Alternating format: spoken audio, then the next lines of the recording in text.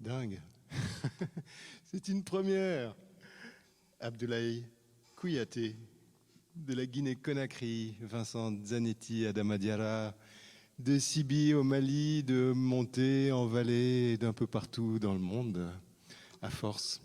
Parce que aujourd'hui, bon, on est un petit peu loin de vous, mais en même temps, vous êtes là, on vous sent pas trop loin. Aujourd'hui, on célèbre nos identités multiples. C'est la journée contre le racisme ici à la Servette. On est dans un temple. Ça fait longtemps que j'ai pas joué dans un édifice religieux, encore que toutes les dernières fois où j'ai joué au Mali, c'était en brousse. Et puis voilà, c'est toujours des endroits qui sont pour nous autres très très habités. Avec l'ami Abdoulaye, on a préparé un répertoire tout neuf, donc vous nous en voudrez pas si parfois on s'en couble, ou des fois on va peut-être reprendre, mais ça fait partie des règles du jeu.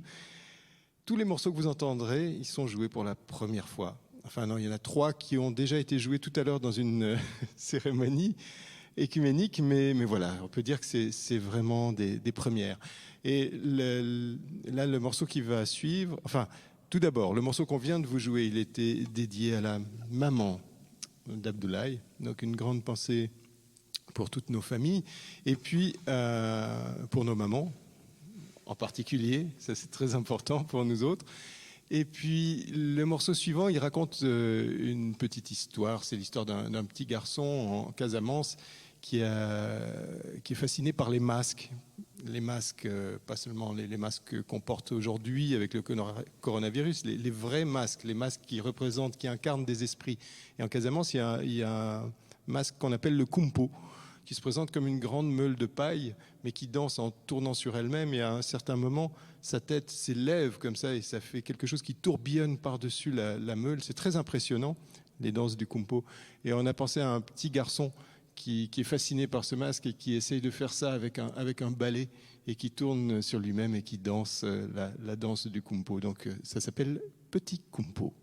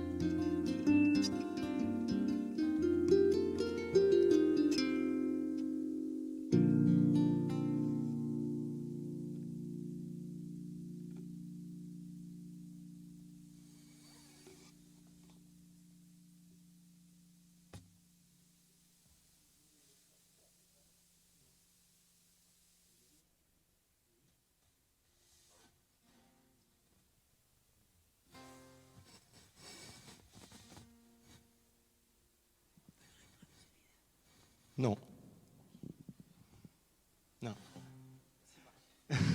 Ah ben, le streaming, c'est le streaming. Le streaming, c'est une répétition, en fait. Voilà. C'est un exercice. C'est pas évident, hein, parce qu'on vous voit pas. Donc, il faut imaginer que vous êtes là. En même temps, c'est clair, il y a quelques personnes, heureusement, de l'équipe technique. Mais non, on avance comme ça. Et maintenant, on va raconter une autre histoire. L'histoire d'une petite fille qui va devoir faire son chemin. Son papa est d'une culture, sa maman d'une autre. Et puis, elle va devoir apprendre à être 100% de ces deux cultures et d'en faire quelque chose à elle.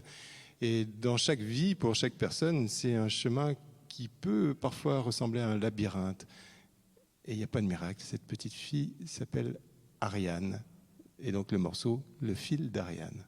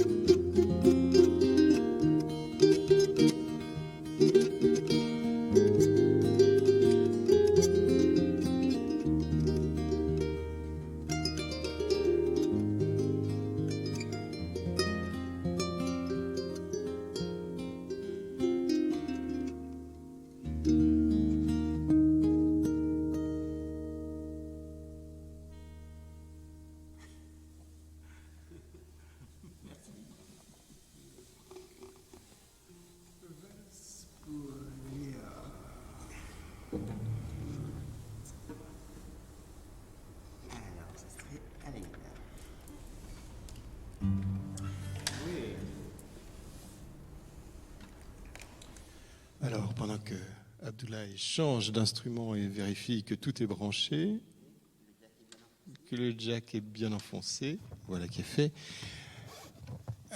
Deux mots pour vous dire d'où vient mon ami. Donc, Abdoulaye, vous l'avez certainement déjà entendu avec certains ensembles. Si vous vous intéressez aux musiques guinéennes, notamment un groupe qui s'appelle Bassi Soko, qui a beaucoup tourné dans le sud de la France, entre autres.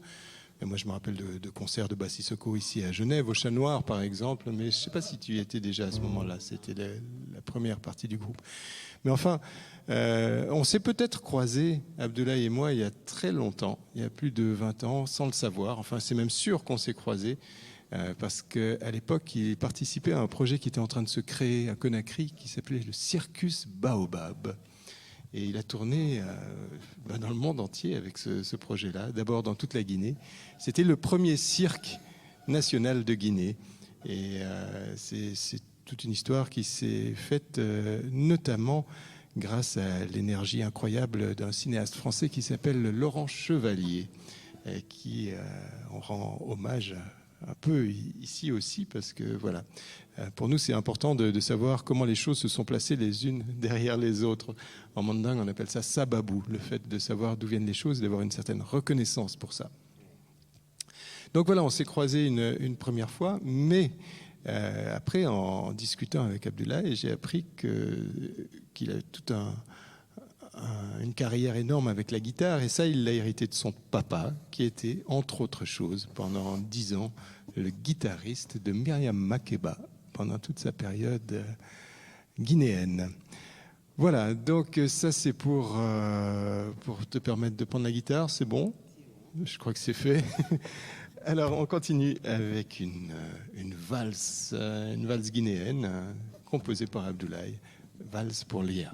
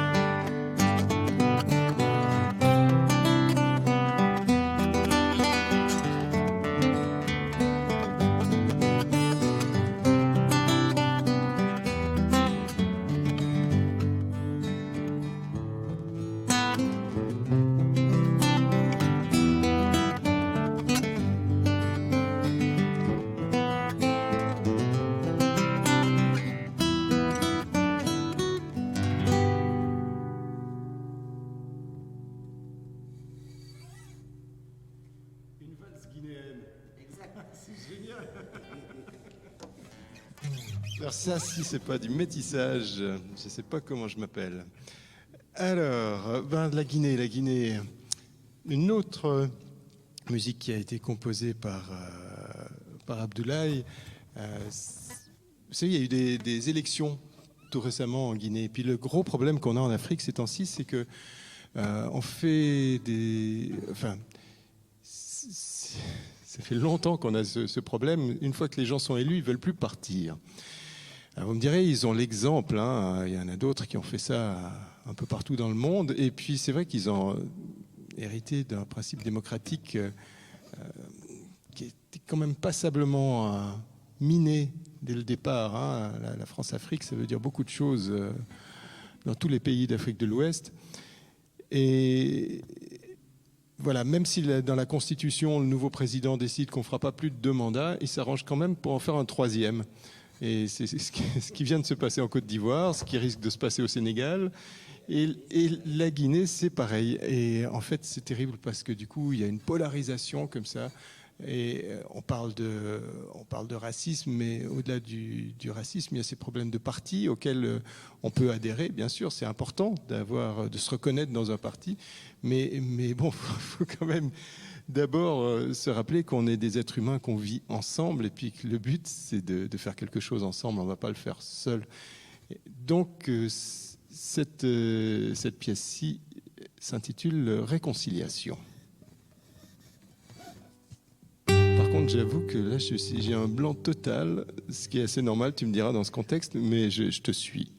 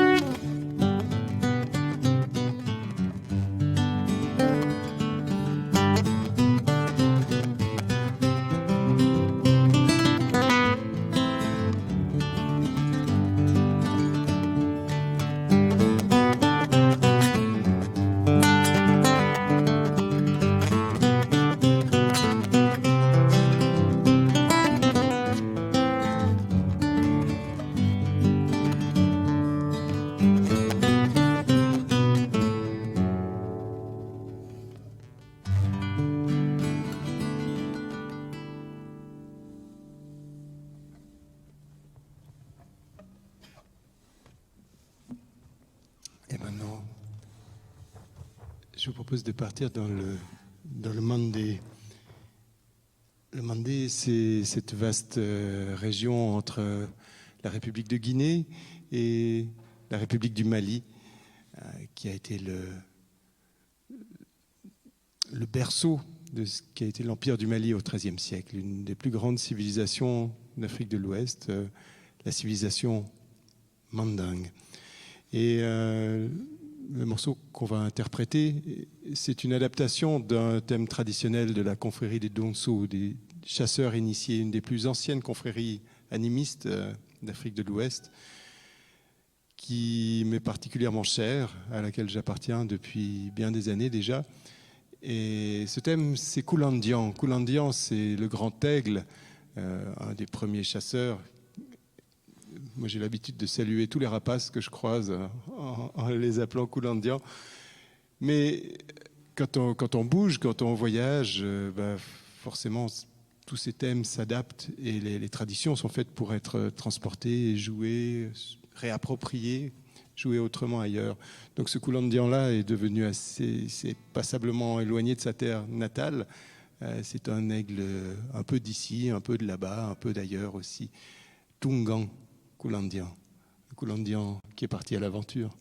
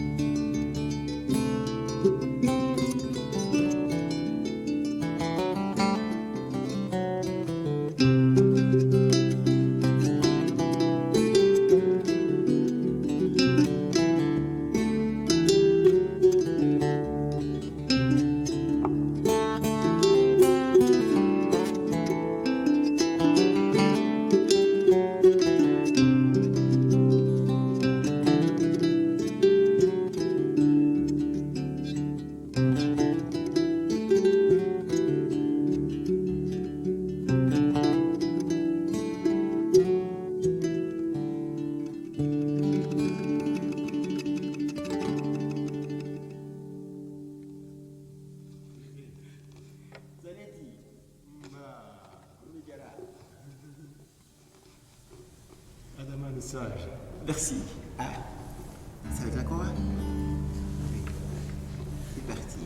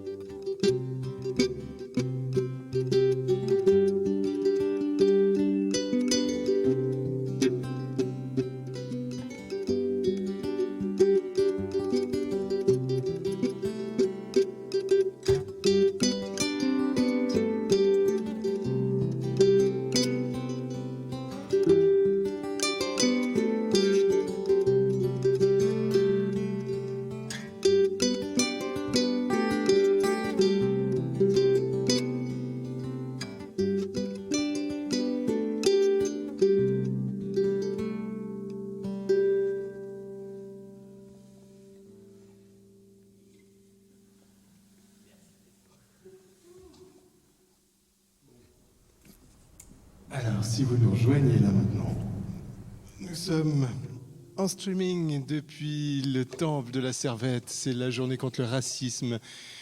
Et déjà, c'est une bonne raison de jouer. En plus, ce week-end, c'est le début du printemps. Et pour une grande partie des gens sur cette planète, en fait, c'est le nouvel an. C'est le nouvel an kurde, c'est le nouvel an persan, c'est la fête du Nowruz, c'est la fête où la vie prend le pas sur la mort, le jour sur la nuit. On aimerait tellement que ce soit ça. Et pour nous, c'est le premier concert depuis des mois. Donc voilà, j'espère que c'est vraiment la vie qui va le faire. Vous prenez ça en route, c'est une première pour Abdoulaye et moi. On n'a jamais joué ces morceaux, donc ils sont tout frais. On n'a même pas eu 4 jours de répétition au total, dispersés comme ça. Donc c'est toujours assez émouvant. Et puis on est super content de les partager avec vous. Surtout dans ce contexte, surtout quand on parle de racisme, parce que vraiment, nous, c'est la chose la plus incompréhensible, la plus négative, la plus nulle, la plus lourde, celle qui vous empêche de bouger. Le premier racisme, d'ailleurs, le premier vrai racisme, c'est celui qu'on s'impose à soi, quand on se refuse tout ce qu'on pourrait faire, toutes les possibilités qu'on pourrait faire. On est dans une famille avec des parents, avec une éducation, avec une culture. Mais ensuite, c'est vrai qu'on est souvent formaté par une école, on peut être formaté par une religion, on peut être formaté par un parti politique. Et en fait, nous, on est beaucoup plus que ça. On a tellement de potentiel.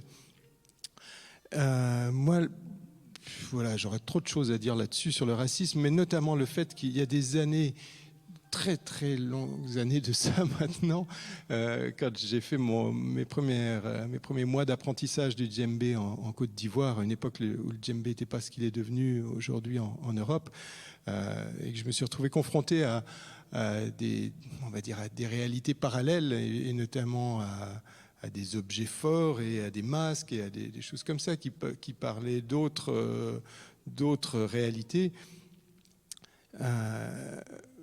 C'était une première, j'étais surpris, je ne m'y attendais pas. Et quand j'ai dit oui, mais vous savez, moi j'ai une éducation chrétienne, on m'a répondu, mais tu penses vraiment qu'on t'aurait montré ça si tu n'avais pas eu d'éducation religieuse du tout?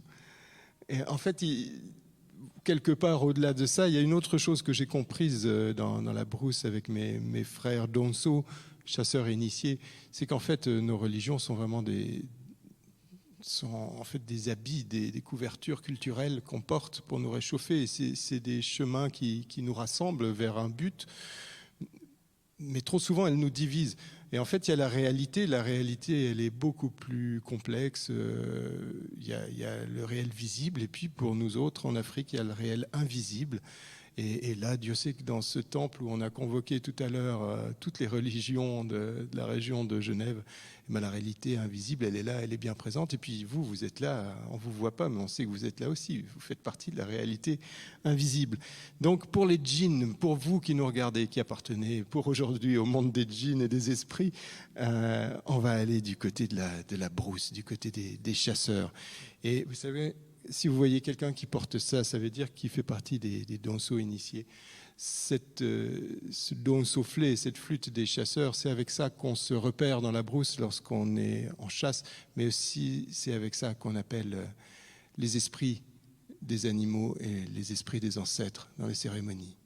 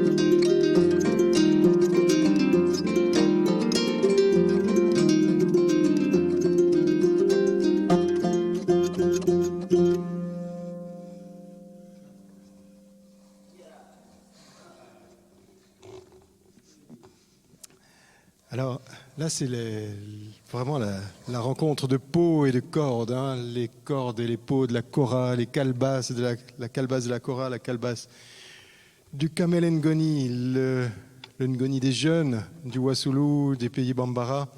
Et puis, mais à l'origine, cet instrument n'avait que 6 cordes, évidemment pas de clé de guitare, pas de levier pour changer les demi-tons. Et avec 6 cordes, accordé plus bas, ça donne le luth des chasseurs. Mais aujourd'hui, on en fait des instruments très modernes. Celui-ci a été réalisé par un vieil ami luthier qui s'appelle Gueltas Simon. Et c'est son tout premier concert, donc je suis tout ému de jouer avec.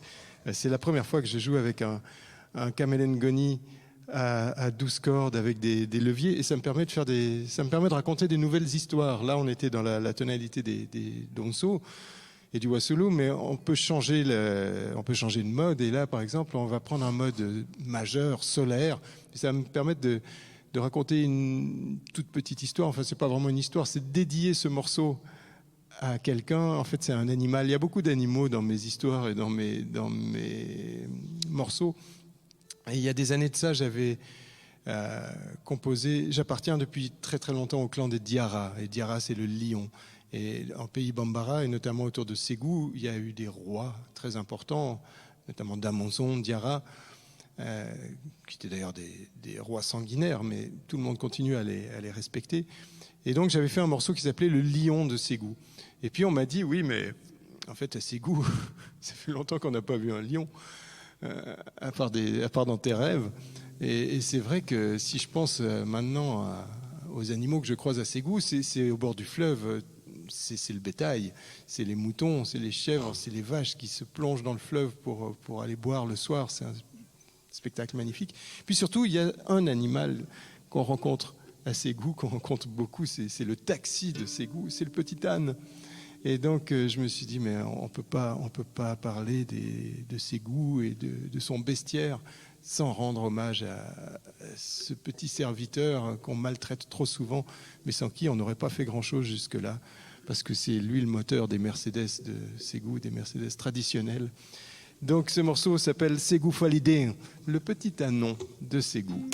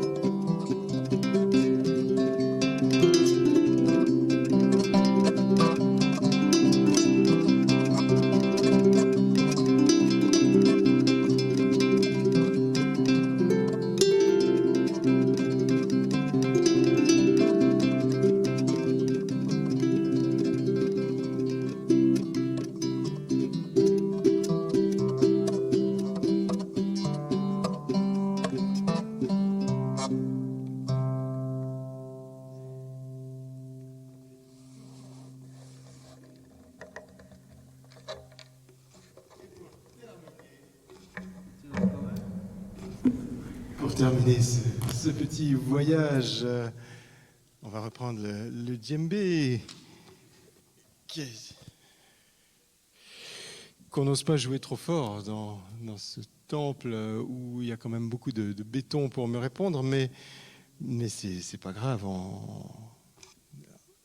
pouvez bouger les meubles chez vous pour danser. Si vous ne l'avez pas déjà fait, c'est le moment, c'est le dernier moment, parce qu'après on va vous quitter. Donc c'est vraiment aussi le tout dernier moment pour remercier une personne, c'est Barbara de Souel, Barbara qui nous a invités pour ce concert, qui nous a proposé. On espérait pouvoir le faire en public, et puis voilà, finalement on le fait avec vous, comme ça, où que vous soyez. On est avec vous dans votre salon, mais dans le cadre de cette semaine contre le racisme et de cette journée contre le racisme ici au Temple de la Servette, c'est très important pour nous, parce que c'est la première fois qu'Abdoulaye Kouyaté et Vincent Zanetti jouent ensemble et donnent un concert. Et c'est important pour nous, dans une démarche de musiciens africains, quand on fait ça, de faire un sacrifice, de faire la charité, on dit au Mali. Et en fait, de participer à cette action, pour nous, c'est quelque chose de symboliquement très fort. C'est la meilleure bénédiction sur laquelle on peut mettre ce nouveau projet. J'espère qu'il fera un long chemin. En tout cas, Kouyaté, comme on dit au Mali, on est ensemble. Voilà, en Guinée aussi. Voilà, on vous souhaite le meilleur et à très vite pour des vrais concerts.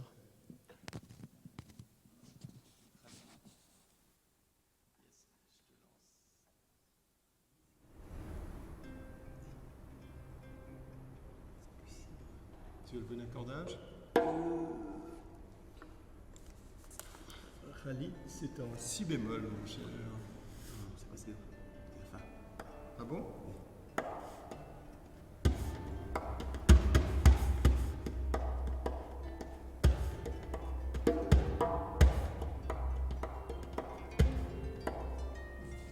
Tu veux que je raconte des histoires pendant que...